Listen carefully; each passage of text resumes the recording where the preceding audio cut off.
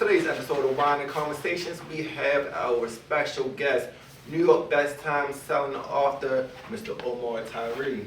All right. You grew up in Philadelphia. Philadelphia. How did your environment, the culture, the early experiences shape your voice as a writer? I was a verbal storyteller automatically. In my position in the family, I was the first grandson. My mother's the first of 8, so she's the oldest, and my father's the oldest of 4. So when they talk about being raised by the village, I was around aunts, uncles, and older cousins all the time.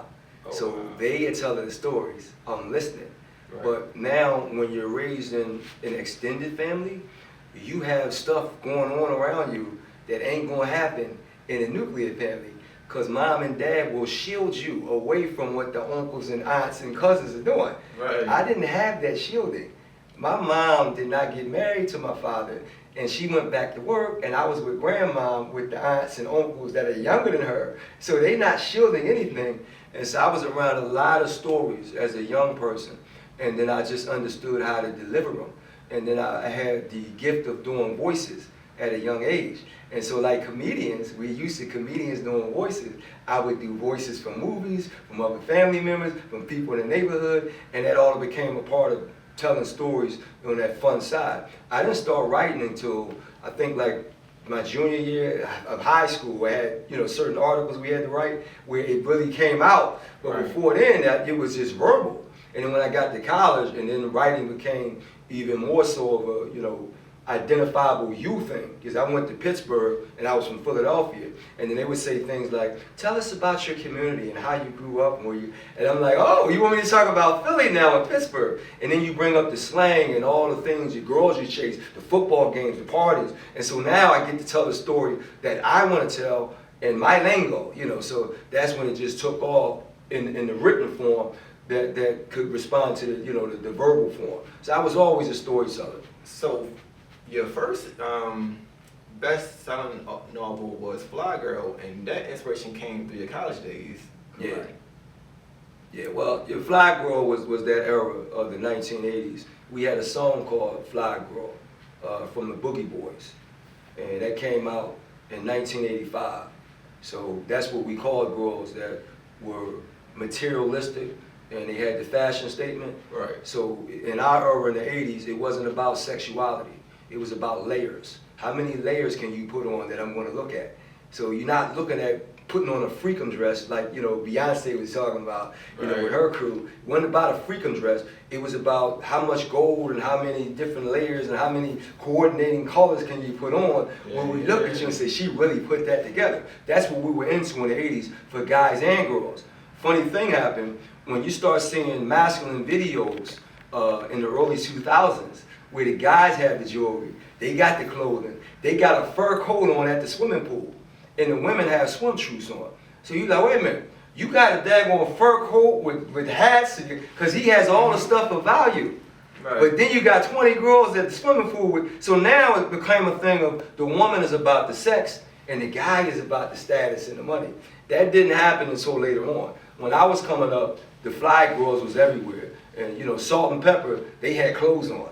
They had 8-ball jackets and the hairstyle and the jewelry and all that. And so that was my era. So when I wrote that book, we was writing about the materialism of that whole era, and it was definitely high fashion.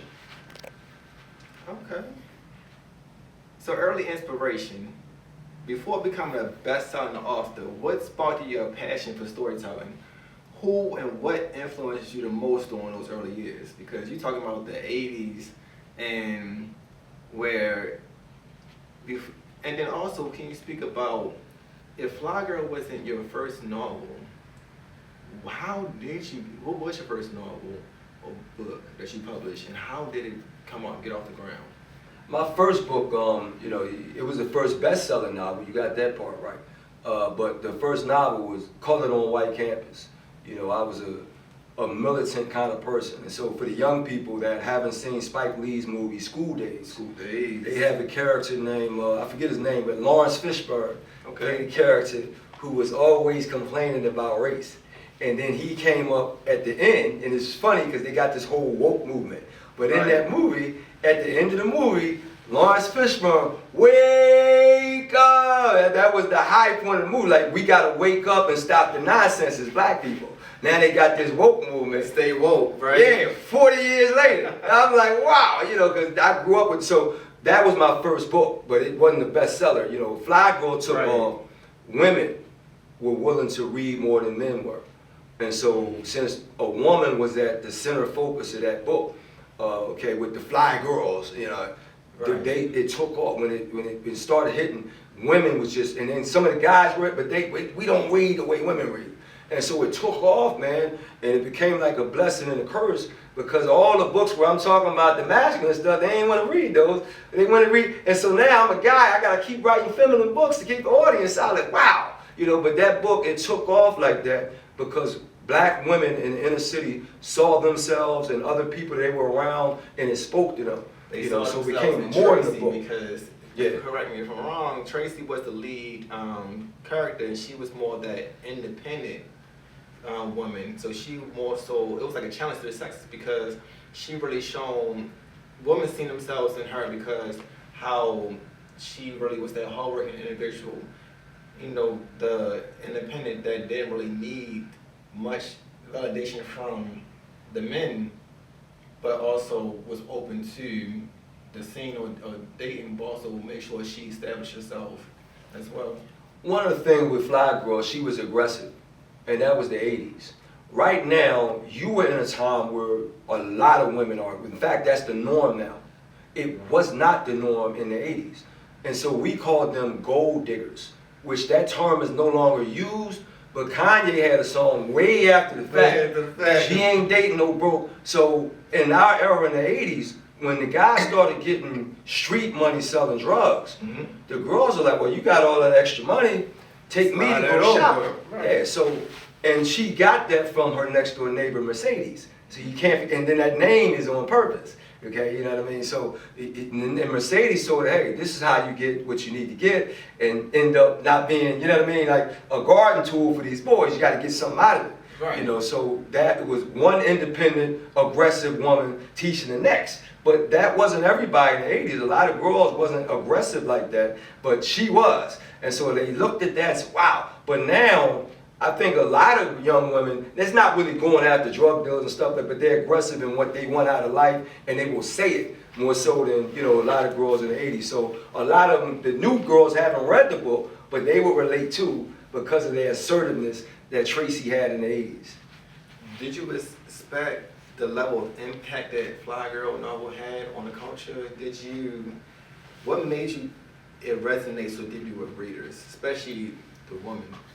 Well, you dream about, books doing, I think for me, I wanted the movie, I wanted bigger, so I wanted bigger stuff. I didn't know how long it would go. Right. So it lasted longer, and now we still don't have the film, so it's not as big as it could be.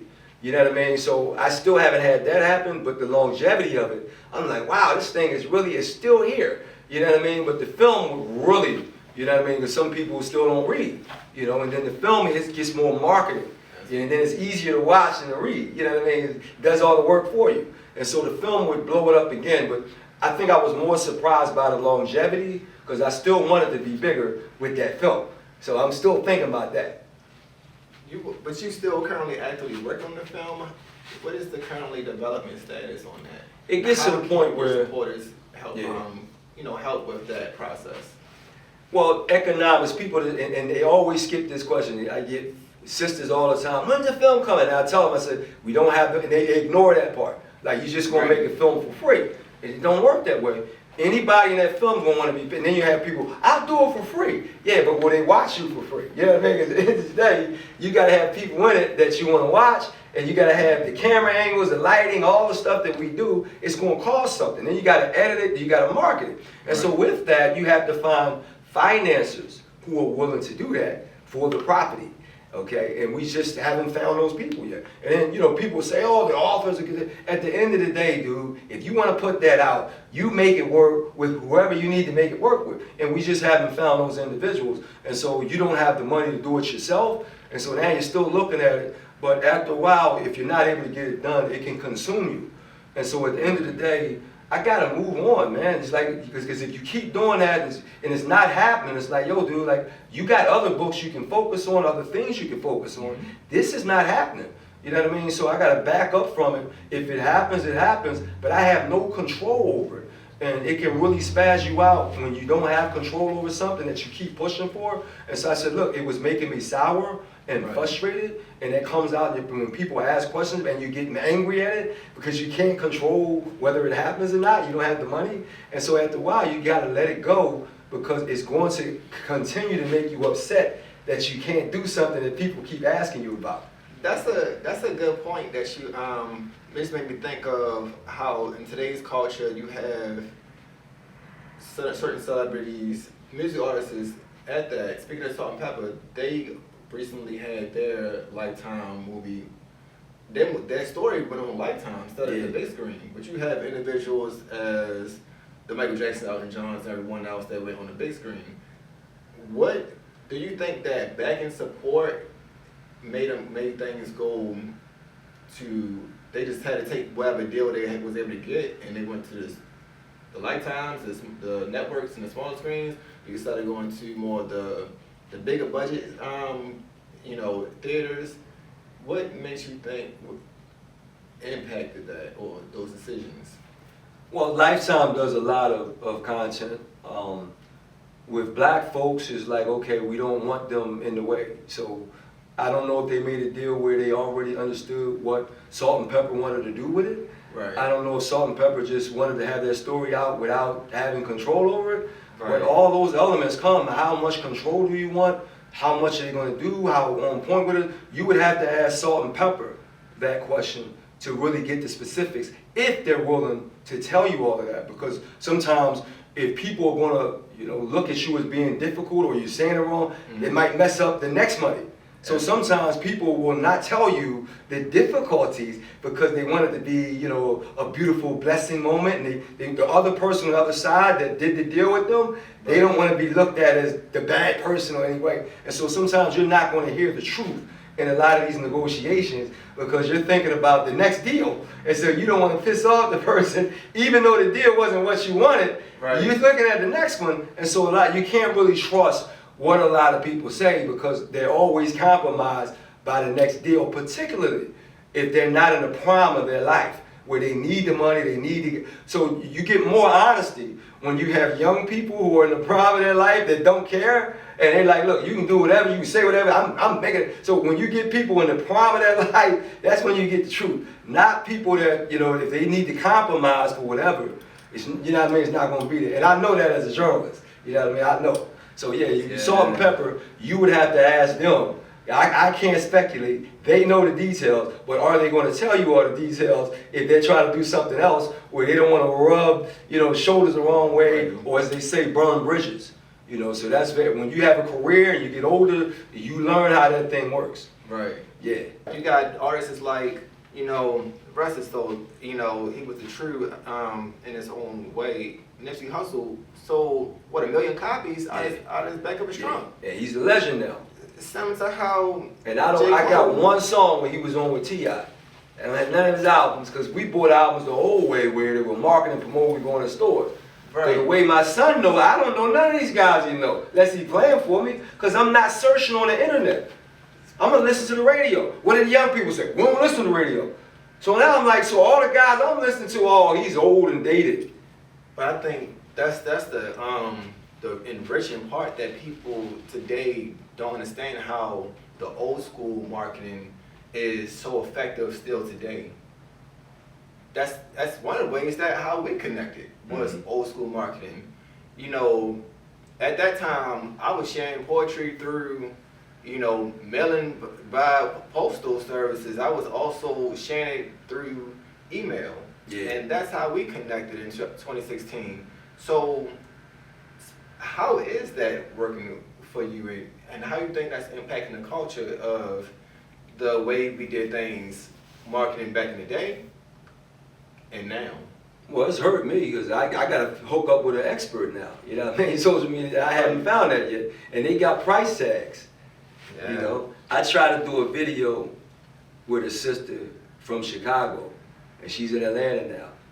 and she had X amount of followers. I thought I was hooking her up to put her in a video. And she's like, I'm hooking you up because I got the followers. And I was like, wow.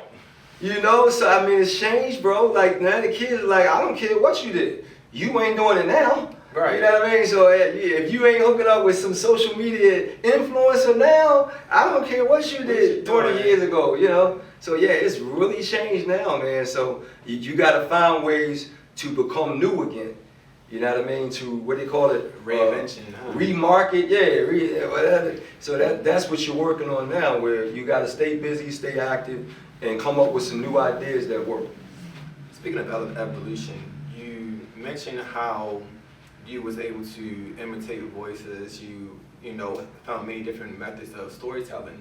So from Capital City to Dario Groupie, different, you know, expansions of times and stories. What describes the evolution of your storytelling over the years? Yeah. Right now, dude, I still want to do stuff the old way, but now you have to put cell phones and stuff. You got to put, you know, social media and stuff, because that's part of the real world. So I'm writing a vertical, what they call a vertical, which is a cell phone. You know, you got to chop it into, you know, 1 minute, 90 seconds, you know, because then they're talking about attention span. Right. So now think about having a great long joke. And now they don't have, so now you got to tell your joke differently and chart it up. Mm-hmm. So there's certain jokes you can't tell, right? So now I got people wanting to make Flyy Girl into a vertical, little two minute, and I'm like, dude, so in our era, if it took you 30 minutes to put your game down on a girl, there were certain things you had to say.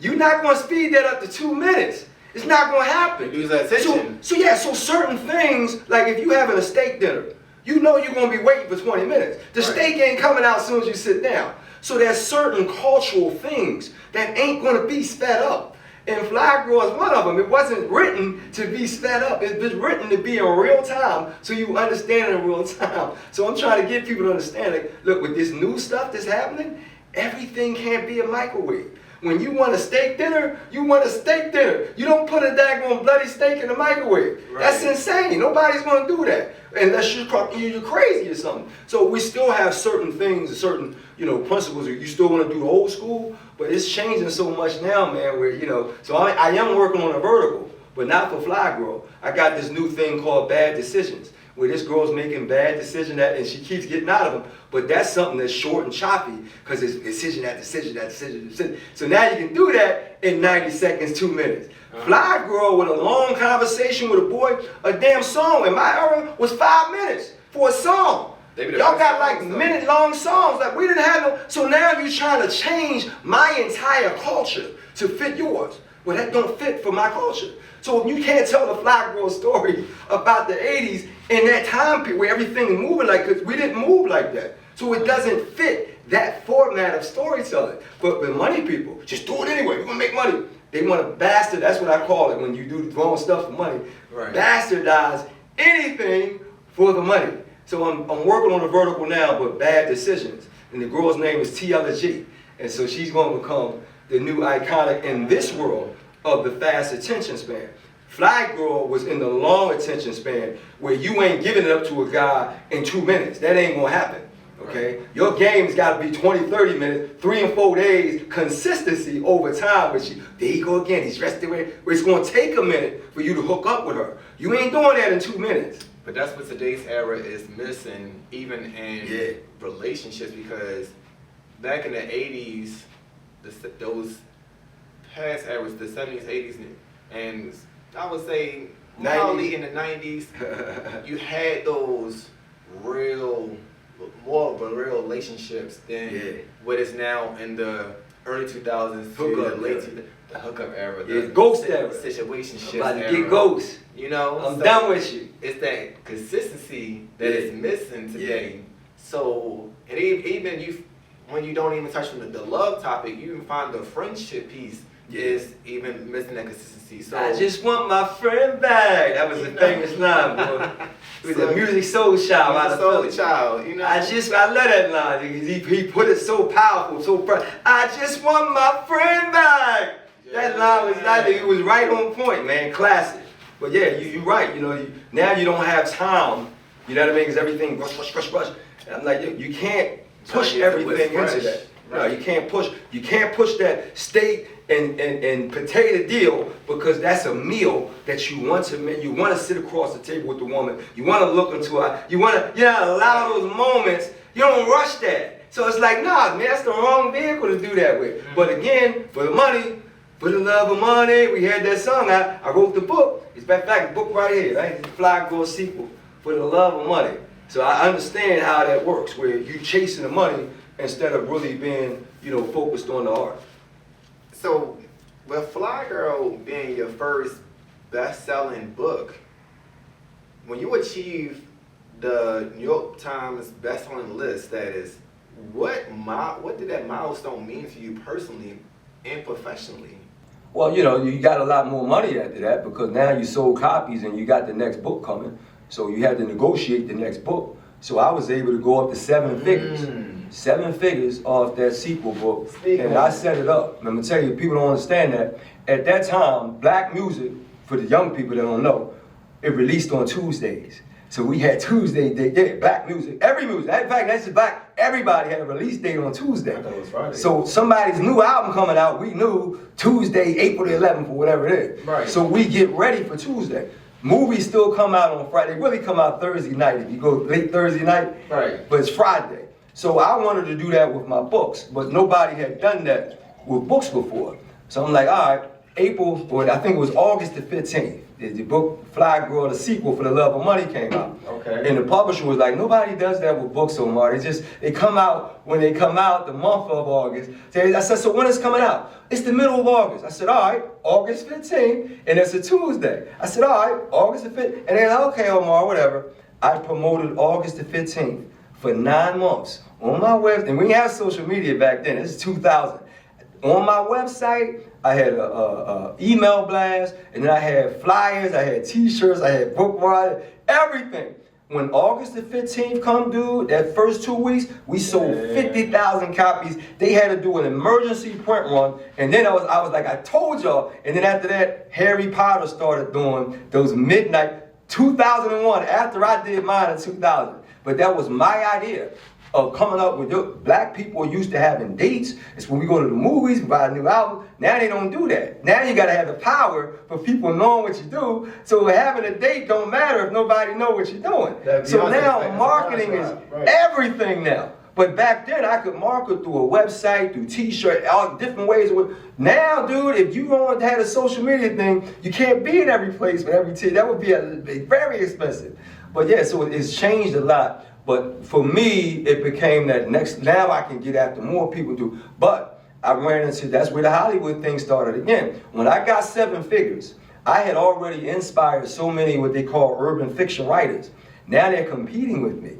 I got $24 hardbacks coming out. They're writing $10 books they're selling on the street corner. Now the kids are like, I can't afford Omar's book. I'm going to wait for that one. Right. I can afford this book and this book and this book. And my publisher was like, Omar, we got hard, and I'm like, oh, I'm not going back down to a $10 book. I've earned the status, but now they're like, yeah, but the audience is still buying. So now we needed film to go to the next level of marketing. Omar's at the film. They wasn't on that level. So I always make the analogy of driving to New York on the New Jersey Turnpike, where if you want them 2 lanes, you can be in a Rolls Royce Phantom, brother. If you stuck in traffic, you ain't going nowhere. So you got the fanciest car in the world, but you're not going anywhere. What you need is a helicopter, okay? And that's why, rest in peace, the brother Kobe Bryant, but he was flying in a helicopter because LA's traffic is crazy. So it don't matter what kind of car you're in, but that's the deal. So now it got away from who has the best work, the best car, because you couldn't separate. So now it's like, man, I can't separate my work with a film. I'm stuck with everybody. Over time, then they move you out the way. So that's where it got affected. I have a 7-figure deal, and I couldn't get to Hollywood. So now the sales can't match where I need to go because I don't have that helicopter to get off the highway. And it don't matter if you in a Rolls Royce Phantom, a Maybach Benz, or a Yugo. When you stuck in traffic, you stuck in traffic. And that's what happened. So it elevated my status, but without that Hollywood, the movie vehicle, I was stuck. That's that mama effect right there, That Yeah, mentality. tough one. Yeah. That's the quagmire. I mean, but that's one thing I love and respect about Kobe was that hustle, ambition, work limitless. Where until you improve those skills, he was working around the clock every day, and then fearless. You know, Yeah. nothing really fazed him. Yeah. He just did Well, it. you know, you got to keep doing what you're doing, man. You know, you got to keep doing great interviews with great people, getting great content. And then the sensationalism is another component where it got to the point where a lot of urban street books, they had those cover designs where now it's like, it looks like the street. And so now you got black people going to bookstores and every book looked like gangster girl, ghetto girl, you know, prison girl, gangster dude. And they were saying, oh, I'm just telling the stories of how it is. But then it started to dominate the visual impact of the bookstore. Where it's like, okay, now it looks like that's all we know. And then I was like, look, man, y'all gotta write some other stuff because we're not all in the hood going through, you know, we got other people doing other stuff. And so sometimes the money can take over where people get stuck in a certain genre and want to keep doing it, keeping it real. Even with hip hop, keeping it real. Like, come on, man. That ain't the same real for every person that's black, you know. And so, yeah, that became a problem. So that takes me back to my next question is, when it comes to, in a sense, giving to the youth, what, because when we first connected in 2016, when I was more so in my poetry bag, in a sense, as the young kids say today. Yeah. And the feedback that I received was shared to the public is, you say, keep writing more poetry. Learn to loosen up your format. Create more life and zest into your images and words and poetry. You seem incredible stiff, without the proper word choice, imagination to make your content come to life. Yeah. Your best poem was The Homeless Cry because I can see it, hear it, and feel it. You could use more expressive words in coloring through. And do not worry so much about having 4 to 5 to 6 lines. Poets, keep in mind. Just let your words do what they do. Flow down the page. Yeah. And I do. Who told you that?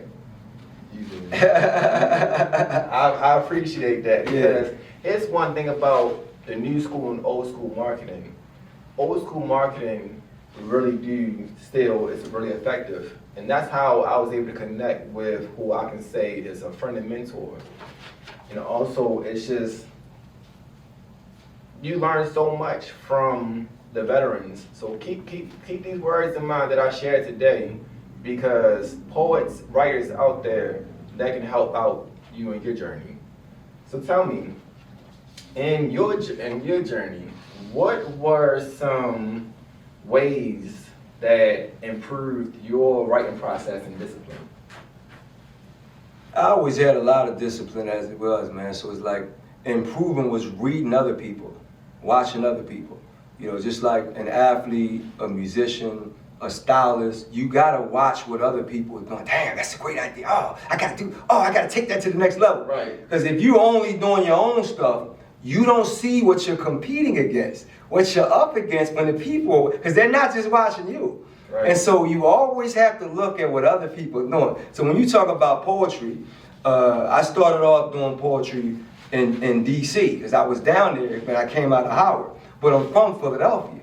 So we heard that they had, you know, poetry up in Baltimore. So I went up to Morgan State, did the poetry in Baltimore. Now you got a new group, like, yo, who the Omar dude? Then I heard they was doing poetry up in Philadelphia, Zanzibar Blue. I go up there to Philadelphia, then we end up meeting with Jill Scott. And so Jill Scott wasn't the Jill Scott with the singing yet. She was doing poetry in Philadelphia. So we meet up with Jill Scott, the Blue Note. They had a place called the Blue Note, which is a jazz club for the sister's name was Patti LaBelle. I had this jazz club. It's the first time I met Jill Scott. Then we ended up meeting multiple times doing the poetry. But she was very expressive, very colorful, very embodiment. But that's where the poetry was. We went to Baltimore, D.C., Virginia. The people that were really, Jessica Care Moore out of Detroit.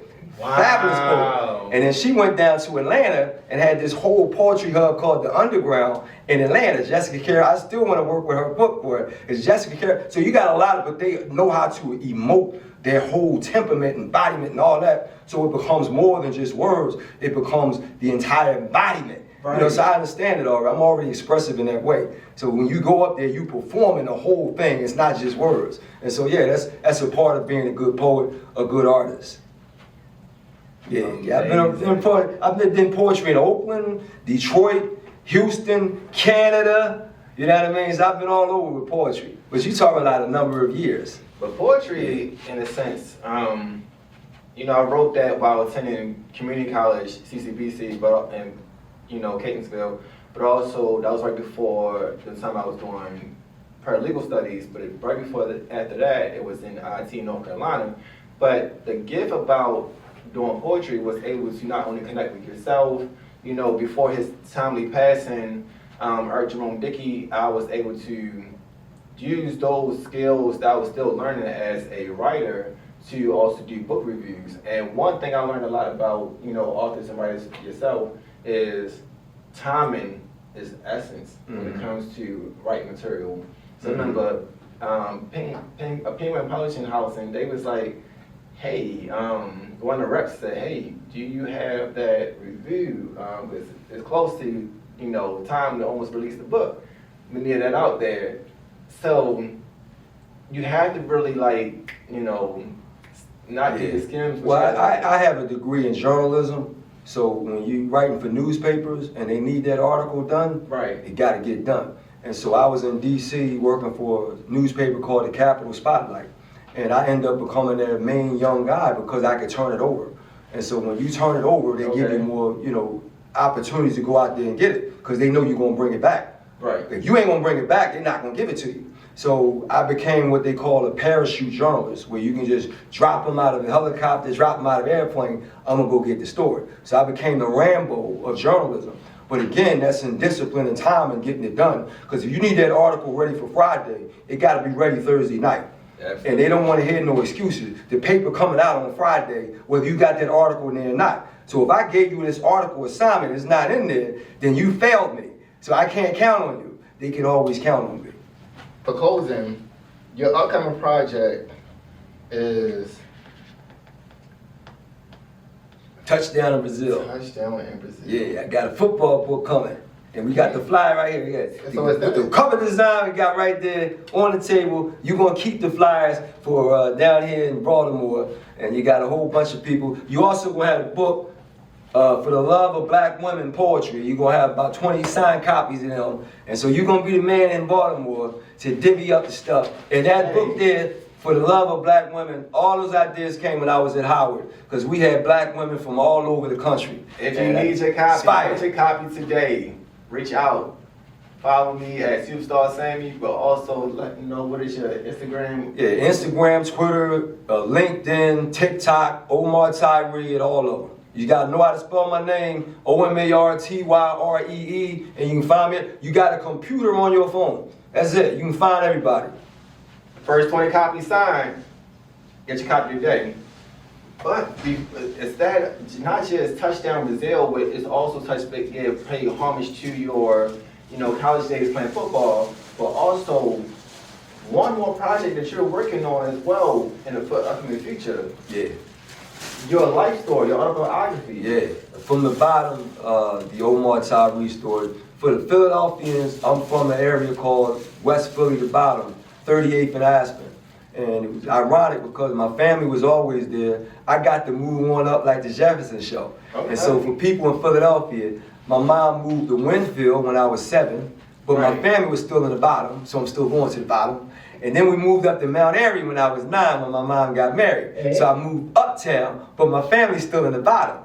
So what that does is I have a rough interior. My personal, from 0 to 7, and then from that point on, going back and forth. So they all know me in the bottom already, and I grew up there, but then I got to expand and then see life on the other side and have optimism and dreams. But at the core, I'm still rooted in my black people and I'm a hard dude. So a lot of people don't understand that because you start writing books and they immediately start thinking intellectual soft side. So when they get my hard side, they, wait a minute, what the hell? I'm like, yo, dude. Yeah, so now when I write the autobiography, they can get it all and understand who Omar is, because a lot of times they don't get to hear you, and they're like, why is he so vicious? But now they'll know. From the bottom, the Omar Tyree story.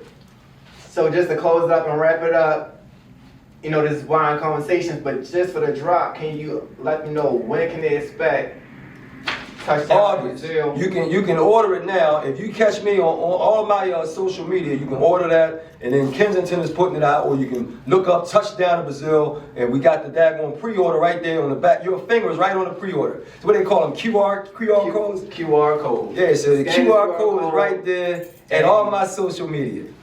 Yeah, then it's on the flyers because that's the new technology. So they can go right and pre-order. And pre-orders help me because now it shows that the people are interested in the book even before they print it. And that's good. But thank you so much for joining me today for Wine Conversations. Oh, definitely. Ladies and gentlemen, Omar Tyree. Thank you.